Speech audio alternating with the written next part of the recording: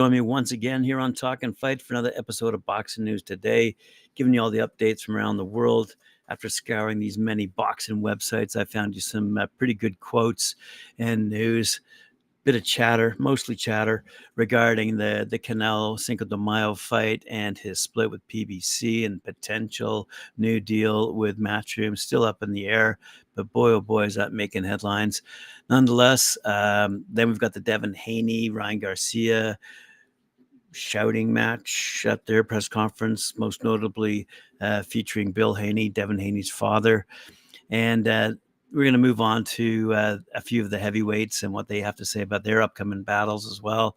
And close off with a fellow we haven't spoken about in quite a while, Chocolatito, who's looking to move over to Japan for some fights. So let's start off with the good old Canelo situation here. Let's have a quick look where we are.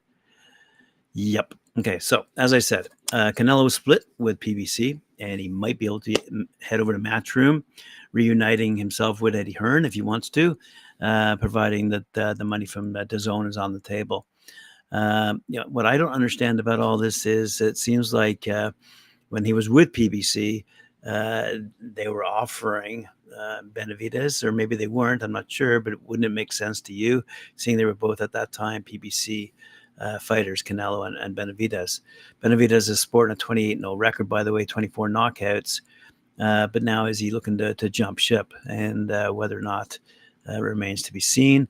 But let's move along to Canelo Alvarez himself, who the fans over on social media, wherever they may be, whatever it is their favorite social media platform, seem to have called Canelo Alvarez a duck. And this is making the rounds, and it's becoming quite popular. He jumped ship from PBC because they could not make Jermall Charlo a fight after he clobbered Jermell Charlo last year, as y'all recall. And PBC then wanted to include David Benavidez in that deal. Remember, they signed Canelo for $105 million, so it's a pretty decent contract for 3 fights. But Canelo's pulled out after having just one fight against Jermell Charlo. And so now social media fans are literally booing the man. Comments include, I've seen, why are you scared of Benavidez? You're not the face of boxing. You continue to duck Benavidez. You say you're the king of boxing. Retire and stop fighting bums. Canelo fight David Benavidez next in May 2024. Stop ducking. Give us the boxing world the fight we want to see, or vacate the WBC title 168. I am unfollowing you.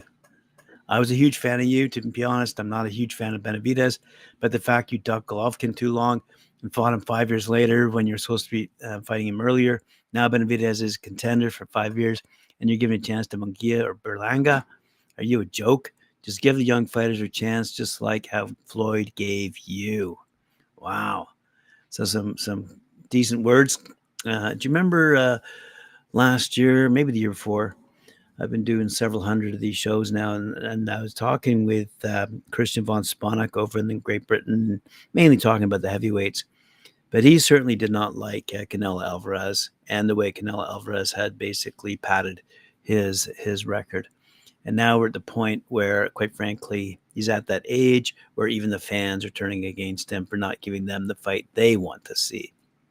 But it gets a bit juicier because promoter Eddie Hearn blasted PBC for their focus on self-interest, creating roadblocks for a fight between Canelo Alvarez and the PBC-managed fighter, David Benavidez. Hearn said PBC isn't willing to allow their fighters to compete on other networks, and it must always be on PBC. They won't let their fighters achieve greatness against another fighter if it's not on their network. He said, because PBC don't want to work with anyone, now they're fucked. If I work out with Benavidez, what does PBC do? We're only going to make that fight on PBC. We'll give Benavidez the opportunity, and this is what people don't understand, said Eddie Hearn. He didn't say what he meant by saying that PBC is fucked, but it could indicate that he seems to be seeing them as a sinking ship about to go under. And that's what promoter, as you recall what I said yesterday, Oscar De La Hoya said is happening with PBC right now, and fighters jumping ship left and right. Said Hearn, they're not willing to let their guys go on another platform, take a chance to achieve greatness. It all has to happen with them only. What we do is sign who we want to sign. People of commercial value, not just guys because they have a good name. So for Benavidez, it's disappointing. He's failed to get the fights he's wanted against the likes of Canelo during his career. Benavidez is now 27 and appears to be outgrowing the 168-pound division, heading to 175, which is a division that has only two notable fighters. Said Hearn, PBC has a lot of money from doing fights with these fighters, so price has to be right and business has to be right. If we do manage to do a deal with Canelo, we can do Munguia, we can do Berlanga, or if Benavidez wants to come play, let him. When Benavidez does do a deal, they'll allow you to fight one of their fighters if you align yourself with PBC. What I wouldn't do with Benavidez is you can fight Canelo Alvarez, but you got to sign a 5-fight deal on DAZN. I just want to see a great fight, said Eddie Hearn, and so do we. So let's see what happens on that front. Now, the interesting thing about all this, and I did mention this the other day as well, has this opened the door for Terence Crawford? Terence Crawford, as you know, used to be with Bob Arum for a while. Then he left Bob Arum and joined PBC and fought Errol Spence, which he won. And there's going to be a rematch, but that didn't happen. So now he's a free agent. So that'd be a great fight, quite frankly. Terence Crawford against Canelo Alvarez. Great for boxing fans around the world. So according to Mike Coppinger over at ESPN, he said, so he said, Terence Crawford is reportedly now a free agent. It's claimed Crawford signed a one-fight deal with Haney on PBC for Errol Spence, and the scheduling window for the rematch has now expired, meaning he's a promotional broadcaster free agent.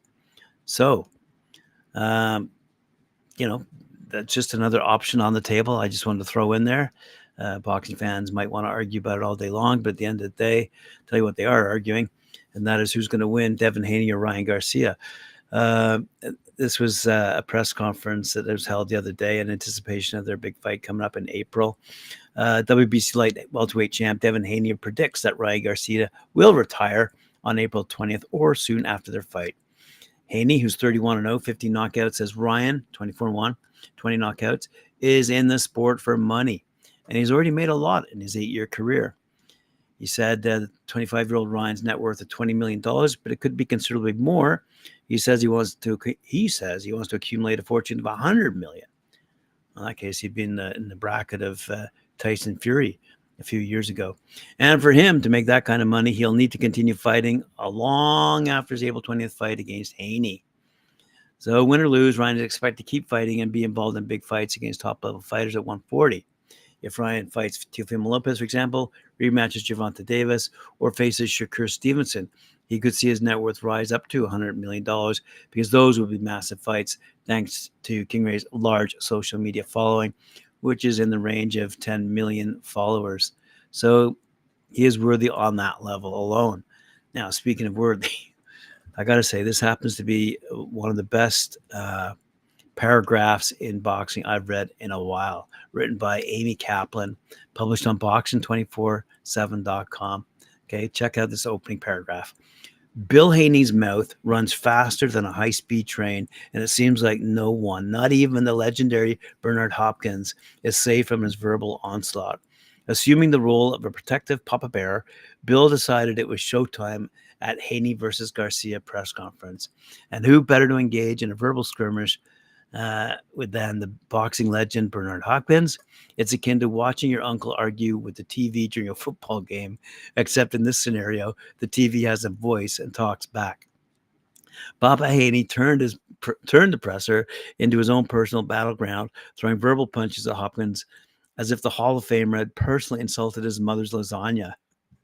It's all fun and games until someone's ego gets hurt, right? Anyway, check it out. It's on YouTube. Google it, whatever. Anyway, more importantly, Bill Haney says his son is focused entirely on Ryan Garcia's left hook and not a social media presence for their fight, as I said, taking place on DAZN April 20th. Bill states that Ryan, 24-1, is a fighter impersonating a social media star to use that as a ploy to create interest in his boxing career. That is to say, Ryan's popularity results from his social media presence. Right now, the pitcher is Ryan Garcia, and that left hook he's got. That's what he's got on the plate right now. We're focused on that, said Bill Haney. We know he's a boxer impersonating as a TikTok star. You don't have that much amateur background and boxing in you to be saying you're a TikTok star. He's trying to fool us with that smile and all that bullshit. But he's a fighter. What Ryan has done is admirable, creating an interest in his boxing career as an influencer. With those 10 million Instagram followers, it's given his career as a fighter a big boost, making a bigger name than Haney, who captured world titles in 2 weight classes, albeit against flawed champions George Kambosos Jr. and Regis Prograis. He's a fighter posing as a TikTok star, Haney continued, to draw attention to his boxing, and we plan on April 20th to put an end to all that bullshit. He does have another weapon that he won't be able to use, said Haney, and that's Haney-Garcia and Mrs. Garcia, said Bill. They used to be coaches. They were everything. They were referees. They were parking lot attendants. They were everything. Now, I think when you're lost that ability with all that control, the reality is sinking in, said Bill. Wow. Aiming at Ryan's family appears to be a subtle strategy to Bill to try to unsettle Ryan, getting him agitating and make him fight like a wild man on April 20th. So will that work? We'll have to wait and see. But that is going to be one heck of a fight. Unfortunately, it's going to happen in April. Now, what did Ryan Garcia and Devin Haney say at their actual press conference? So let's have a quick look here. As reported on fightnews.com, Ryan Garcia said, "When I first came into the game, I just wanted to make a bunch of money, and I did that. But now I want to go for the legacy. I want to go for the belts, and Devin's in the way. I'm on my vengeance arc. I'm ready to get back in blood, in everything, so I'm coming straight for his neck. I promise you, I'm coming straight for you. It's going to be ugly." That's what Ryan Garcia said. Devin Haney said, DAZN. They put the bounty up on April 20th. I'm capturing the bounty, and we're coming home with the victory, inshallah. He don't have the skills. He don't have the IQ. He don't have the heart. We've seen him quit. We've seen him take a knee. And on April 20th, it won't be no different. When it gets hot, you quit. That's what he had to say about Ryan Garcia. So it's going to be a heck of a battle on April 20th. Speaking of battles, we're looking forward to the upcoming match in San Juan, Puerto Rico, at the Coliseo de Puerto Rico. It's going to be packed with boxing fans, and they're going to be there to see Amanda Serrano. She's set for a 12-round fight, defending her IBF, WBO, and WBA featherweight women's titles against Nina Menke from Germany. Of course, Jake Paul is going to be fighting against Ryan Borland, and that's going to be an 8-round cruiserweight bout. That's sure to draw eyes as well, without a doubt. But also give a bit of attention to some guys on the opening card here. Have a look here. Javon Walton steps into the ring for a 4-round featherweight bout when their opponent's still under wraps. Wow, and that's not too far away, so that's kind of curious. And for fans of the lighter divisions, Jonathan Gonzalez will put his WBO junior flyweight title on the line against Randy Santiago in a 12-round duel. Crystal Rosado and Gloria Munguia will also face off in a 4-round junior bantamweight fight, rounding off an action-packed event. So good stuff coming out of Puerto Rico, and let's see what Amanda Serrano can do. All right. Speaking of ducking, this popped up on my screen today. Screams the headline out of skysports.com. Anthony Joshua. I don't duck a challenge. I've signed to fight Tyson Fury and Deontay Wilder before. Anthony Joshua will fight mixed martial arts star Francis Ngannou on Friday, March 8th. Okay, it's going to be live on Sky Sports. Although bouts with Tyson Fury and Deontay Wilder ultimately fell through, Joshua points out that he previously agreed to those fights, saying, I don't duck. Let's leave it there. Speaking of other heavyweights making headlines, according to BoxingScene.com, great little writer here, John Evans, he says, type Cash Ali's name in a Google search engine, and you don't have to scroll too far down to find details of the most high-profile moment of his life. Click on the Images tab, and photographs of his disqualification loss for biting David Price fill the screen. The personable Ali, 21-2, 12 knockouts, is a decent, honest heavyweight, but that one night of madness overshadows his entire career. 5 years on from that wild evening in Liverpool, Ali has been handed an ideal chance to change public perception. The 32-year-old will fight Joe Joyce in Birmingham on March 16th, and he is determined to end the comeback of the juggernaut before it has begun. That's exactly what I plan to do and intend to do, Ali told Queensbury. People are writing me off, but I'm not too concerned about that. The pressure is on him. I'm the underdog. Well, that's what most people think anyway. But I think he's had his fair share of good big wins. He's had his big payday, so he can probably put his feet up and relax. I think it's the end of him and something brilliant at the start of my career, really. Even though I've been a pro a long time, I think this is a new start for me. If Ali is best known for that amount of indiscretion in his price, Joyce, 15-2, 14 knockouts, by the way, had been renowned for his resilience and cast iron chin until running into Zhilai Zhang. For years, Joyce plowed through the opposition. He would break an opponent's heart by absorbing their best shots and continuing his relentless march forward, then break their body down with his thudding shots. It was high contact, high risk style of fighting that the Olympic silver medalist adopted throughout his successful amateur career and continued to use as a professional. It accounted for quality of operators like Daniel Dubois and Joseph Parker, but it always leave Joyce susceptible to the division's elite. Finally, Zhang's sharp southpaw skills proved too much for him. As we all know, last April, Zhang closed Joyce's eye and forced a 6-round stop to take Joyce's WBO interim title. In a September rematch, Zhang was clinical, knocking out the Londoner inside 3 one-sided rounds. So, Cash Ali, Joe Joyce, who you got? Speaking of heavyweights, Efe Ajagba. We were once speaking about him quite a lot. And this is what Patrick Sternberg, a freelancer for SB Nation, has to say.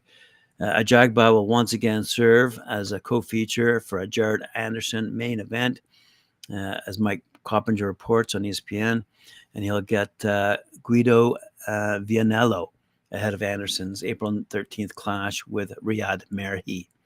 Ajagba, sporting a 19-1 record, by the way, 3-fight, 3-win 2023, saw him grit out an ugly win over Stephen Shaw, get deleted by Jan Gosabuski, and then beat down Joe Goodall in his first main event. He bounced back nicely from his 2021 loss to Frank Sanchez and is probably ahead of Sanchez in the heavyweight picture at this point. Not a world beater, but a solid pro who's continuing to improve.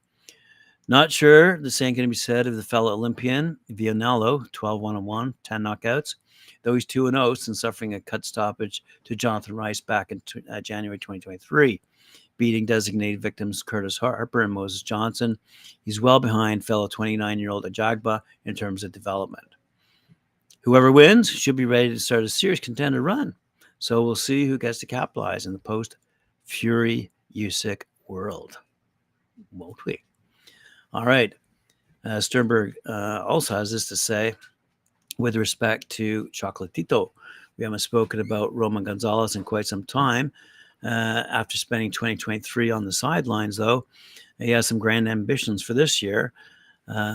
Levi Luna, the most reliable source in Nicaraguan boxing, reports that the 36-year-old will soon be on a comeback trail, leaving his native Managua, capital city of Nicaragua, challenging for bantamweight belt on a Japanese show. So we've been reporting quite a bit on fighting in Japan. And now Gonzalez, who's sporting a 51-4 record, by the way, 41 knockouts, but he hasn't fought since narrowly falling to Juan Estrada in a terrific rubber match 2 Decembers ago.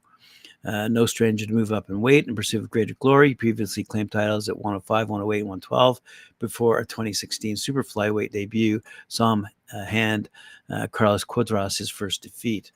And so now, the land of the rising sun isn't uncharted territory either. He's fought there 9 times before, including 2013-2014 run that saw Japanese host 4 of his 5 bouts. Wow. So I am definitely curious. It looks to me like the other, he might be in there to fight Takuma anyway. That'd be interesting because he was just recently in the news as a victor, beating the Filipino Jerwin Ancanjas. And the other is the newly crowned WBO champion, Junto Nakatini, who I mentioned the other day. and spoke quite highly of as someone to watch, someone climbing the ranks quite quickly in that division. But as a fan of Gonzalez's continuing health, you gotta wonder where he's going to go next. For all three of them, actually, Talkin Inui, Junto Nakatini, and Chocolatito. Interesting. I love it. Anyway, you gotta, it's one thing to say all this stuff and hear all this stuff that I do on a day-to-day basis. You report the news, what it is, okay, and then you report what these people are saying about what it might be. So you've all got to draw that line in the sand somewhere. I'll get it out eventually. But there you go. All the news fit to print. Thanks for joining me. Appreciate it. Remember to like, share, subscribe, hit that notification bell. We'll see you once again on Talkin' Fight, 11 a.m. Eastern Time for more news in the boxing world. Thanks for joining me today.